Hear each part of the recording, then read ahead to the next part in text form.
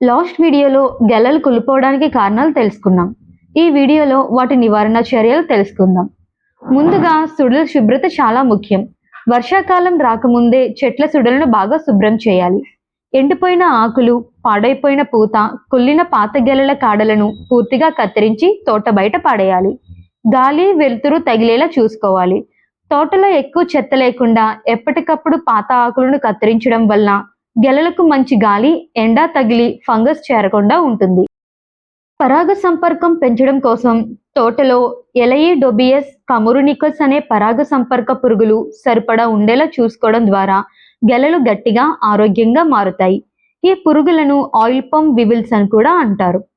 సరిపడా ఎరువులు అందించడం ద్వారా ప్రతి చెట్టుకు 50 నుండి 100 గ్రాముల బోరాన్ సేంద్రియ ఎరువులను వేయడం వల్ల గెలలు రాలడం తగ్గుతుంది.